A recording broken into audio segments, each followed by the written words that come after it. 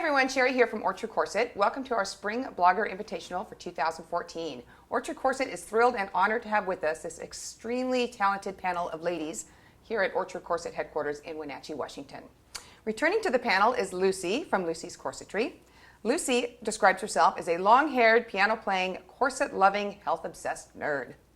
That may be, but she is also an industry leader in corsets and corsetry, boasting over 11 million views on her YouTube channel and 2,500 subscribers on her blog.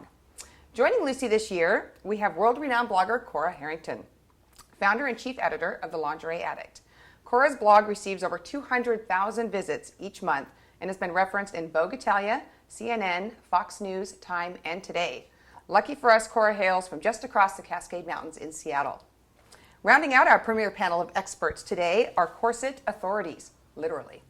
Scarlet and Brandy are founders and co-moderators of the Corset Authority, and Heidi is a guest moderator on the site. Scarlet has been waist training for 6 years and is currently training for the world's smallest waist. In addition to her role on the Corset Authority, she is also the sole moderator of the Facebook group, The Scarlet Court. If that isn't enough, she has her own brand of handmade vintage and historical clothing. Brandy, known as Ms. Miasma to her Corset Authority fans, has corseted for the past 4 years but does not consider herself a waist trainer. She has an artistic flair and designs a layout for the blog. She also has a degree in and passion for baking and pastry. Our final guest today is Heidi, known to many as the Strait-Laced Dame. Heidi uses her blog as a platform to show her followers how to incorporate corsetry into daily life and professional wear. She's an advocate for physical fitness and demonstrates how to maintain strength and endurance while pursuing a corseted lifestyle. Thank you so much, ladies, for joining us today. All right, so let's begin with you, Cora. Why did you start blogging? Well, I started because I was dating a guy, and I wanted something fun to wear, but I couldn't find any information about what to buy or how to buy it, where to buy it from. There weren't any product reviews of what was worth the money. There's just a really huge gap, I think, in the world of lingerie. So I started by just writing reviews of things I bought.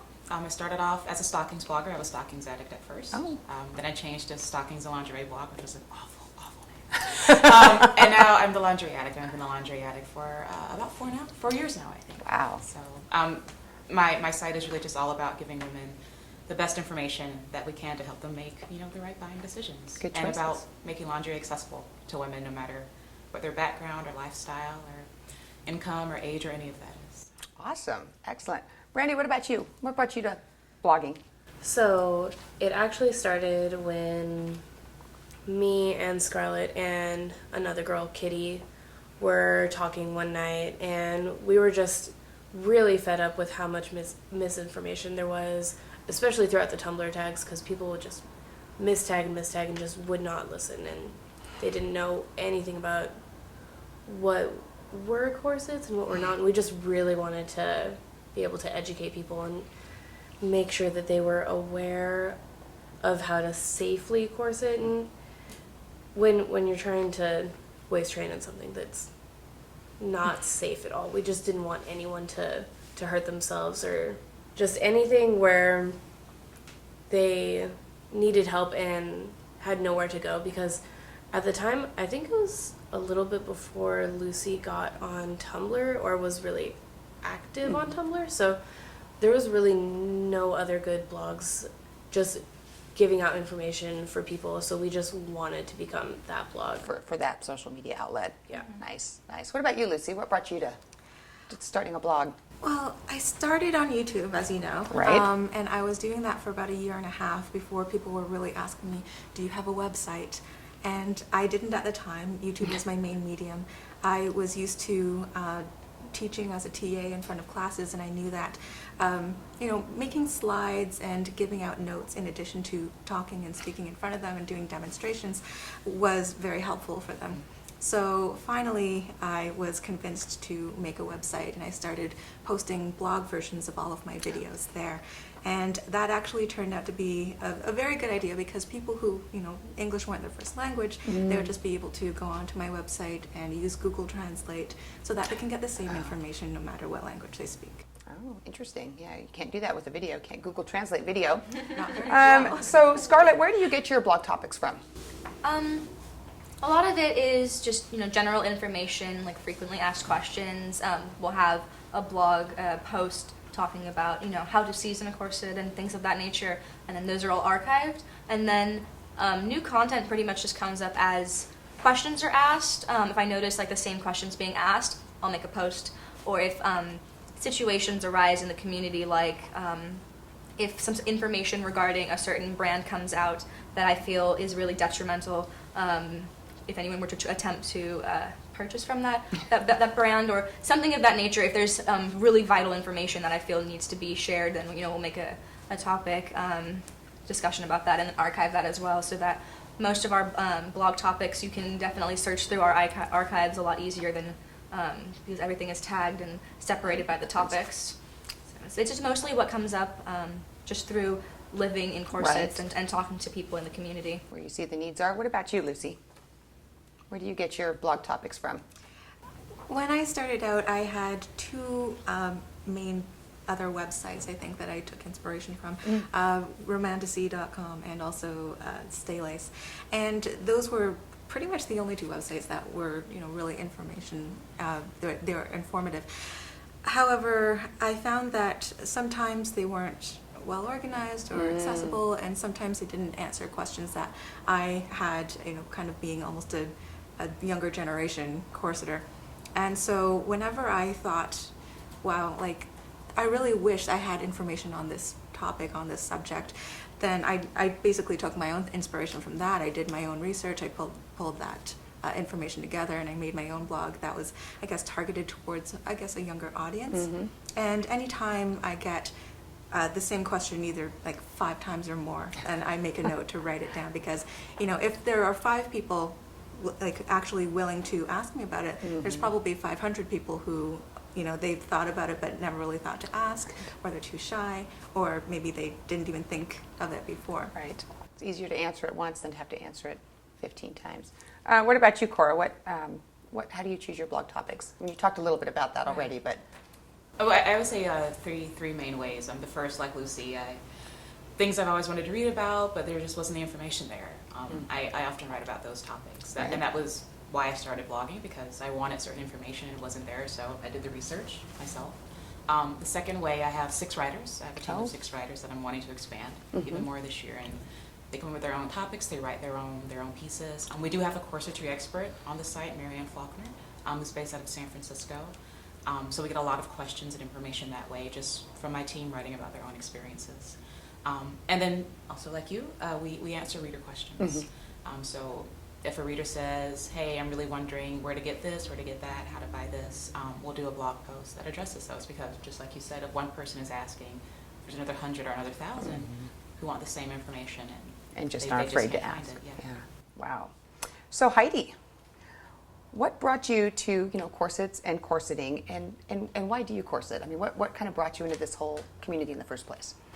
I mean, what really brought me to the whole concept of corsetry to begin with, I think it kind of comes down to the fact that I tend to like to keep myself relatively put together, and when I entered into the realm of professional work, that just came up to a higher level of priority for me. And the more I looked into using a corset as a piece of functional underwear, really, the more I was fascinated by it, not to mention the idea of it being aesthetically pleasing, good for the back, also something that just kind of helped me to portray myself with the kind of confidence that I wanted to coming into a workplace for the first time. All of these things were what really drew me to it to begin with.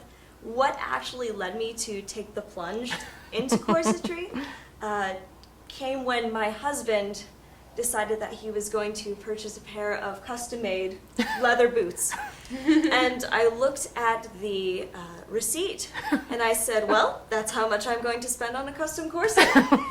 And once I got that first garment, I really was hooked. I was drawn in. I not only enjoyed it in the ways that I expected it to, but it kind of grew from there.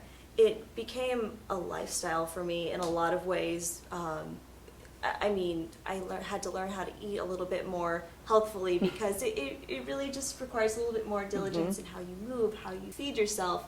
how you go about your day in general, and I found that my movements were a little bit more deliberate or graceful even, and that my interactions with people tended to be a lot more positive on both ends of that dialogue. And for me, being able to use this one garment to see it kind of seep into the other aspects of my life so positively has been just absolutely phenomenal. Oh, beyond what I interesting. would have expected. Awesome. Thank you. How about you, Brandy? Why do you corset?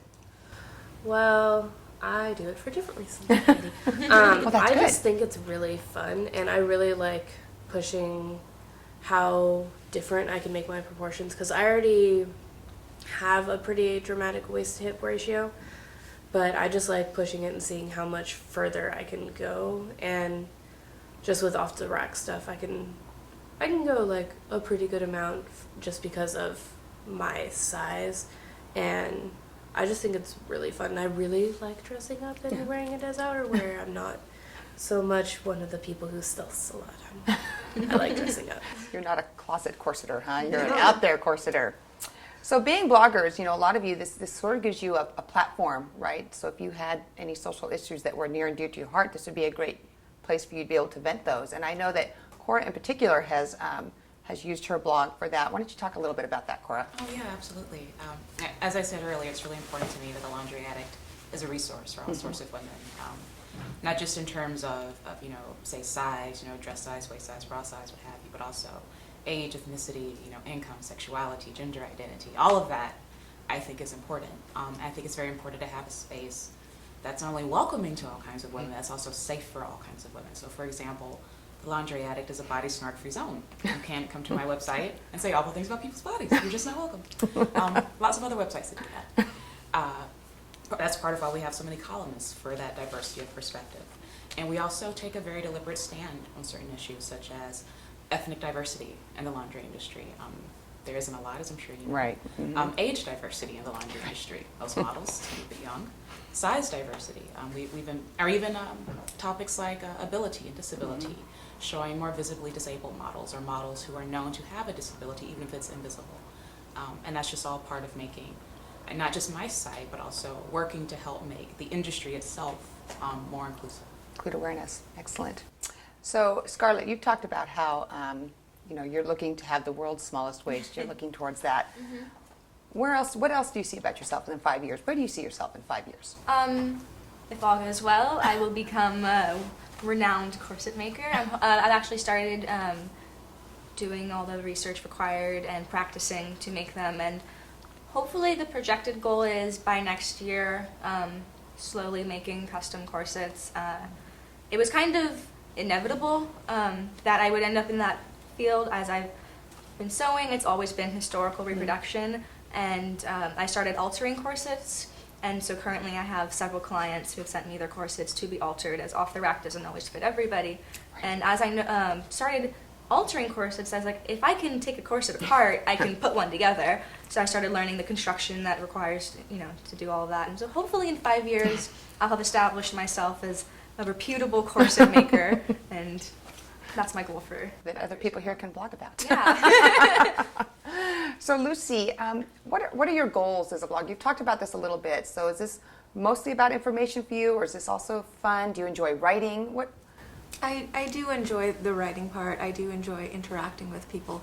It's like 80% what I do is basically just for the information. But I also enjoy just getting people interested in interacting. That's why I started adding those new little things to my website, like the dress-up corset doll and the quizzes, because it's just something fun and light and directly corset-related that can draw people in, and it's not, I guess, a scary Right. place to be. Like anybody from seasoned corset wearers to beginners can come into my site, and they can glean important and very serious information, like the health effects of it, or the therapeutic effects, and they can just play around and do some fun quizzes and whatnot. So yeah. A little bit of both. What about you, Heidi? What is it? What draws you to blogging? What do you see yourself? What are your goals in that? There is never enough information on the internet about corsets. Good information. And exactly. And I do enjoy writing. That's something that I came to realize quite a while ago that I had a little bit of a knack in, and I wanted to be able to not only gain experience in it, but also be able to share what I've learned about corsets using that format that I have a little bit more of a handle on than, say, videos or the like. And for me, being able to take one thing that I've become passionate about, which is corsets, especially being able to use them as daily wear, something that fits in very well with the professional environment without interfering with everyday interactions. I know that's something that's not discussed a lot. Right. Being able to share that with the world at large, at least for anyone who has access to the internet, that's something that I'm really very excited to do. I mean, I began a website, Strait-Laced-Dame.com, just to follow along with the original name that I had started myself off with. And the motto is living right while cinched in tight. The whole idea is just to be able to have a very normal, standard, I mean, maybe not pedestrian lifestyle, being able to maintain that without it really contributing to people seeing you maybe negatively. I mean, I know there's a lot of stereotypes out there about the kind of person that does wear a corset, and being able to dispel some of that and help people move forward on their own journey with that information is something that I'm very, very, very pleased to do. Nice. Excellent. So I imagine that you all have your share of critics, as do we here at Orchard Corset. So I'm going to ask a few of you, how is it that you deal with your criticism? Lucy, let's start with you. I'll start by saying I don't get a lot of criticism on my actual website. If somebody has stumbled across a website, usually it's deliberate. So, but I guess in the context of other social media, I guess you can say like my sort of semi-blog on Tumblr, there is quite a lot of criticism there that I do take in, and also I may try to offer some constructive criticism in some situations. I'm a firm believer in corseting to the point of comfort, and there are some people who they don't really follow their body's signals, and they try to move faster than they're ready for. And I know from personal experience this can be detrimental to your training.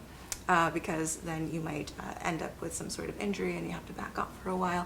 So I try to give information where I can. Not all the time it's accepted or appreciated. But when it comes to just outright attacks on my personality or my looks or whatnot, I started out responding to them, but I've learned after a while just to not engage. If I get those anonymous asks, I just delete them. Good call, I think. What about you, Scarlet? How do you deal with criticism? Well, I definitely attempt, like as Lucy said, to give constructive criticism in the best way possible. Just more of a, hey, you might want to reconsider what you're doing, and if you take the information or not, that's completely up to you. However, I'm not going to have anyone say that no one told you. I'll definitely be the one to let you know and give you resources. I pretty much always end up at some point linking to one of Lucy's videos because she has a video for every situation. And then criticism on myself, I have definitely gotten my fair share amount. I have anonymous off, so if you want to personally attack me, you have to have the gut to do so and put your face to it. So ever since anonymous got dropped off of our blog, the hate has kind of dwindled. You still get a little bit of it. For the most part, I'm like, if that's what you think, have fun with that. The people who know me and actually follow the blog know the truth, and I don't really feel the need anymore anyway to go out and kind of evolve. Yeah, I don't really get involved with it. Just let them, if that's what you want to think, no one's going to change your opinion no matter what you say. So. Right. What about you, Brandy? I know you guys are kind of co-moderators, so do you have the same approach or different a little bit from Scarlet? I'm a little bit more assertive depending on how the attack is, because if someone's really attacking any of us, if someone's going out and saying, "Oh, Issy's terrible," I'm gonna defend them just because I really I can't just let that go. So just regardless of if they're a part of the blog, if someone came on and was like, "Lucy doesn't know anything," I'd be like, "Excuse you? No. you clearly don't know what you're talking about." So I just try and defend people. I haven't had people really criticize me except for this one time, and their criticisms were just completely unfounded because they had no clue what they were talking about because they were combining a bunch of different stories and applying them to me, and I wasn't the one who said any of the things ever. But just normally when there's criticism, I try and rebut it with like the actual facts. But if it's someone who's just completely unreasonable, I'm just going to ignore it and delete the ask so that no one else has to deal with it either. What about you, Cora? I definitely get a lot of criticism. I think that's just, it's a function of having had a blog Right, for putting almost yourself 6 out years. there. Yeah, Mhm. you're right. I mean, you have to be willing to be criticized if you're going to put yourself out there, and also just of having such a large readership. Now we have over 100,000 social media followers spread out across multiple platforms, and lots of people have opinions. For me, it's important to distinguish between a personal attack and criticism. Personal attacks don't get addressed. I don't really care what you think of how I look. I mean, I recently shared on Twitter, someone decided to call me a monkey, which is a very, very obviously, racist attack. And it's just like, well, block, delete, because you don't need to be, like in this area is not for you. My site is not for you. And then when it comes to criticism, like about our content or what we're writing about or what our focus is, I try to distinguish between constructive criticism or criticism that I think is aimed with the goal of making the site better, our criticism that is based in knowing what we're about, and then non-constructive criticism, which is when they basically want us to be a completely different site or a completely different place. So if someone is saying, I'm having trouble navigating your site, or, I think this topic you addressed, it left, this particular aspect out or what have you. I mean, I really try hard to respond to that, to address it either in the comment section or with an update or a tweak or a future blog post. We have a very flexible guest posting policy as well.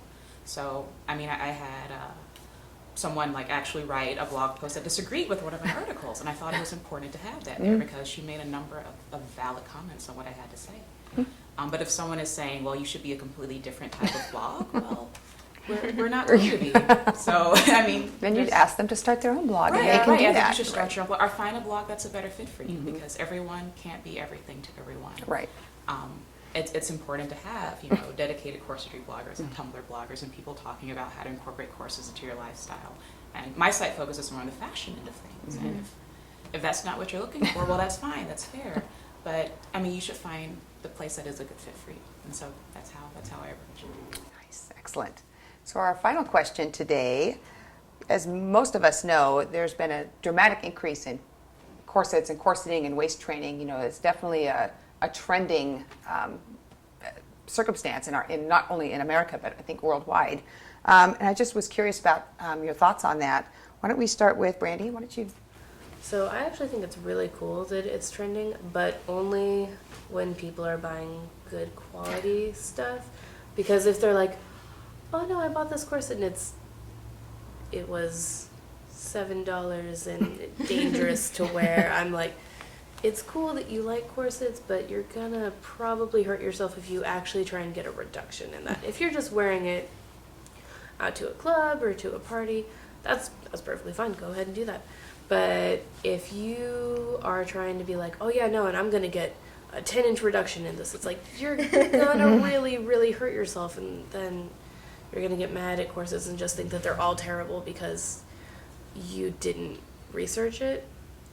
But I really think it's awesome that it's trending right now, just as long as people take the time to educate themselves. What about you, Heidi? Of course, it's a wonderful thing. Of course it is. And for me, coming from a very small community, a little bit smaller than Wenatchee, actually. Community smaller than us? Yes, yes. I've had a number of friends, family members come up to me. They found out what I've been doing, and they say, hey, I'm really interested in this. Tell me more about it. And that's a wonderful thing to hear, that people from communities, small and large, are all kind of moving towards this. It is a trend, really. It is. And so there's a lot more potential for a positive outlook on corsets as a whole. But of course, there are going to be the naysayers, the people who want to put out the negative information or have some awful experience that they're going to make a blanket statement about corsets that will then need to be, the corsets will then need to be defended. But it also gives us the opportunity to be able to make those statements about the positive aspects much more public, because there are going to be a lot more people listening, a lot more people who are open and receptive to hearing about all the great things that they have to offer. Awesome. Scarlett, what about you? It's like a double-edged sword. It's more popular, which means there's more people talking about corsets. There are more and more brands coming up. A lot of up-and-coming custom corset makers are starting. A lot of small businesses that are booming because of this new interest. However, on the other hand, you have people like the Huffington Post and really well-known journalists are talking about corsets, but it's a lot of misinformation. Recently there was one where it was like, oh, these doctors were talking about corsets and they're bad. However, anybody who knows anything about corsets takes a quick minute to read it, and what they're actually talking about was latex shapewear. Several celebrities have been recently talked about how, they have the corset diet. And one, she says she double corseted. Come to find out, what she meant is she wore 2 latex shapewear items on top of each other, and what made it really noticeable, she said it was very sweaty. And it's like, well, yeah, latex is unbreathable, it's going to make you sweat. Whereas wearing a corset isn't going to make you sweat, and nobody would put 2 corsets on top of each other. That's just, the objective is to be, a smaller waist. 2 corsets is just going to make you look bulky. So if there is, more people, more and more bloggers are sprouting up, making websites with the information they have, and as long as we can continue to provide information and as if all of us grow in our websites, hopefully we can combat those. I mean, there's always going to be stigma. There's always going to be somebody who's like, no, you're wrong, corsets are bad. That's just the reality of any interest that you take. But as long as there's more and more of the community growing, reaching out to people and steering them in the right direction as far as information, then I can only see it as positive. I mean, it'll be nice to be able to walk down the street in a corset and historical garments and have nobody stop you and ask 30 questions. I mean, I don't have it so bad because I live in Los Angeles and you see some really interesting people walking down the street, but coming to any sort of small neighborhood, there's a lot more of, why are you walking down the street wearing that? Right. So as things get more popular, more people know about it, and then hopefully the stigma will It drop. just helps generate dialogue. Yeah. You just have more access to dialogue. And Exactly. that's almost never a bad thing, right? I would really like to thank all of you ladies for joining me here today. It's been really informative and a whole lot of fun. So happy to have you. And thank you all for watching us, and we'll see you back here at the Orchard Corset YouTube channel. Thank you so much.